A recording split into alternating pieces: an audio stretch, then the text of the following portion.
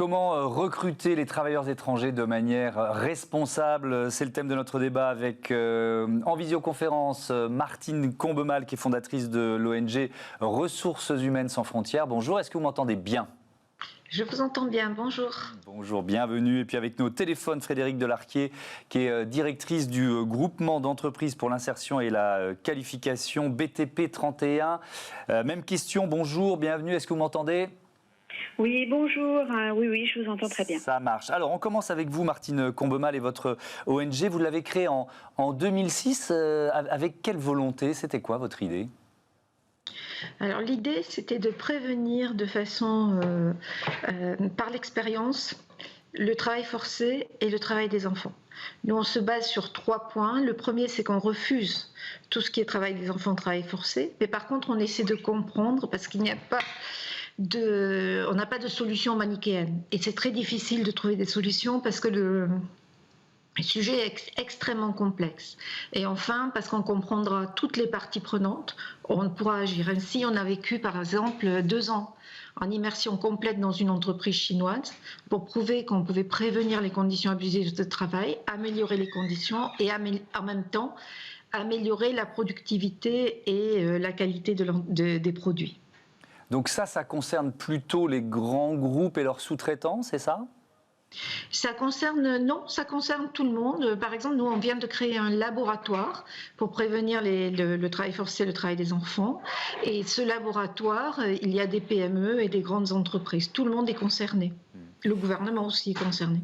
Et vous organisez en ce moment un cycle de webinaires à destination des PME, des secteurs en tension. Alors d'abord, de quel secteur il s'agit et quelles bonnes pratiques vous proposez dans ces webinaires? Alors, il s'agit les secteurs en tension, en fait, c'est les secteurs là où on trouve du travail, des conditions de travail indécentes, c'est dans des secteurs où il y a un besoin de faible qualification et on ne trouve pas ces personnes sur le terrain. Donc on va essentiellement recruter des étrangers, soit par le salarié détaché, c'est les travailleurs qui sont en Europe, soit des travailleurs étrangers. Et la problématique, c'est que ces travailleurs n'arrivent pas tout seuls et ils passent par des agences. Et de là, c'est en passant par des agences qu'on a une chaîne de recrutement un peu longue et qu'on peut avoir des situations abusives. Donc l'objectif du projet européen, c'est de comprendre les situations. Donc on a posé des questions aux entreprises, quelles étaient pour eux les difficultés pour recruter. Ensuite, ils nous ont dit qu'ils avaient besoin d'être formés, qu'ils ne connaissaient pas les tenants et aboutissants des problématiques de recrutement. Et ensuite, on a organisé des formations pour que ces employeurs puissent recruter en toute connaissance de cause. Et je crois qu'il y a un programme HOP, qui permet aussi de donner des pratiques intéressantes en termes de recrutement. Frédéric Delarquier, peut-être il faut dire d'un mot ce qu'est un groupement d'entreprises pour l'insertion et la qualification, avant de rentrer dans le détail. Oui, tout à fait. Donc, c'est un ensemble d'entreprises dans un secteur d'activité précis qui se regroupent avec des valeurs sociétales importantes, humaines, d'insertion, de durabilité dans l'emploi, et qui, par ce biais-là, font face notamment à leurs problématiques aujourd'hui de recrutement. Ils ont des besoins en main-d'œuvre non satisfaits et par ce biais-là, ils essayent d'insérer des gens qui sont éloignés de l'emploi avec des problématiques sociales importantes par le biais de contrats en alternance, donc beaucoup de formations. Et je vais rejoindre les propos de Madame Combemal, où nous sommes intervenus en effet sur des projets HOP, notamment sur les réfugiés, qui est un projet avec l'État, des centres de formation et des groupements d'employeurs, notamment comme le mien, où nous avons pu, par ce biais-là, insérer des gens éloignés de l'emploi par l'entrée mal français dans des entreprises, notamment de bâtiments et de travaux publics. Donc un beau projet, voilà. Frédéric Delarquier, il y a des mauvaises pratiques à oublier, à bannir dans le secteur du BTP, puisque votre groupement d'entreprises concerne ce secteur? Non, je ne pense pas. Il y a une méconnaissance des publics étrangers, principalement, des difficultés ensuite à les recruter du fait de la problématique des papiers et de comment on les insère, avec une autre problématique qui est le langage, où aujourd'hui, ces salariés qui sont un fort potentiel pour nos entreprises, que ce soit pour le BTP ou dans d'autres secteurs d'activité, la barrière de la langue est quand même une problématique majeure auquel il faut faire face. Mais donc ça les fragilise, j'imagine, cette barrière de la langue notamment. Tout à fait, ça les fragilise. Donc aujourd'hui, ces gens qui nous arrivent sur le territoire avec ou sans papier, pour les stabiliser et les insérer dans notre système français, il faut absolument qu'ils puissent travailler dans nos entreprises, mais qu'ils soient accompagnés, car le volet social est extrêmement important.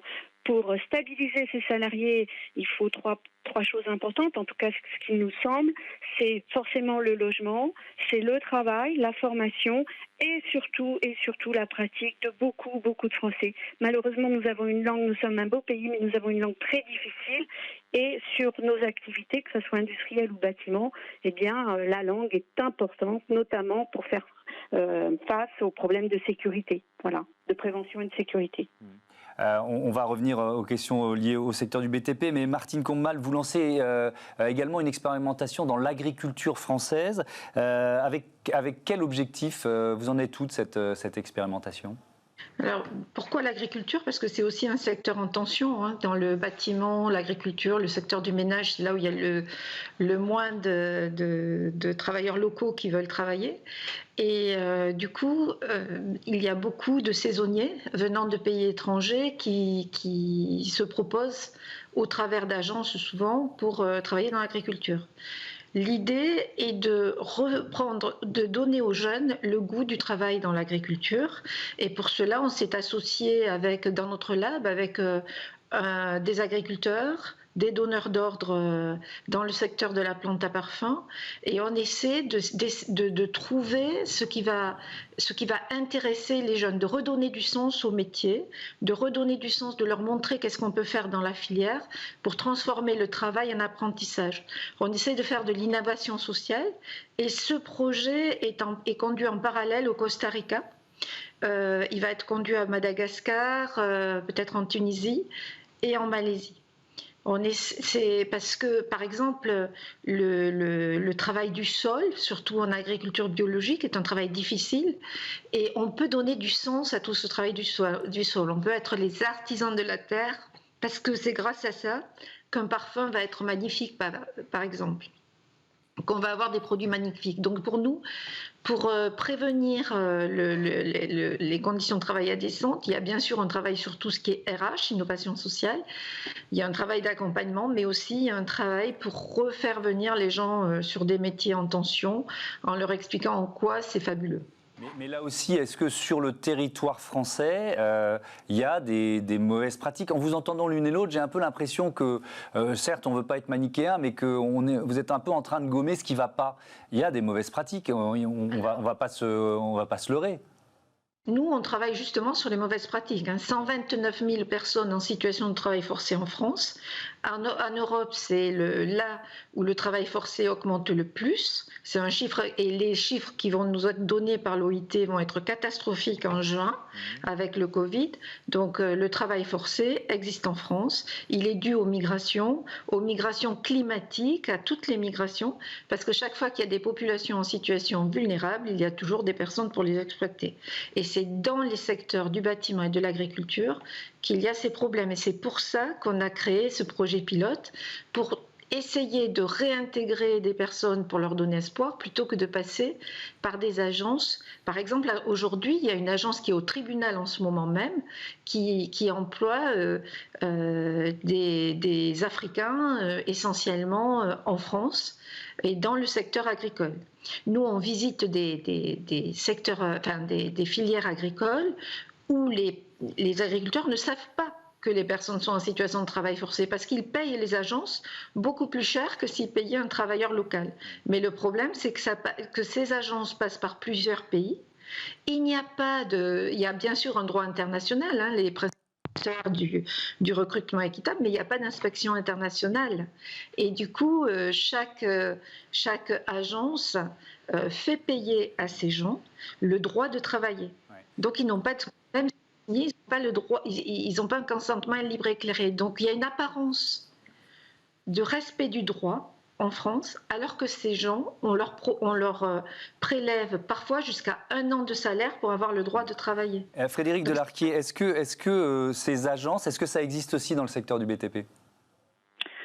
Écoutez, j'en ai pas connaissance. En tout cas, sur le territoire toulousain, nous n'avons pas cette connaissance, car globalement, je ne vais pas dire que nos entreprises sont vertueuses, mais nos grands groupes qui font face à cette pénurie de main-d'œuvre sont quand même bien armés, sont très surveillés par les instances publiques sur le droit au travail.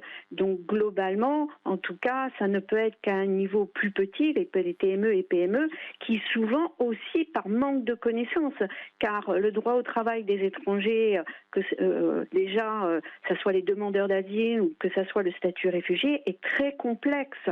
Donc on se perd dans la possibilité de faire travailler les gens. Alors bien sûr, il y a sûrement des sociétés, pour ne citer que l'intérim, qui va au-delà de ça, mais je pense qu'elles sont contrôlées aussi.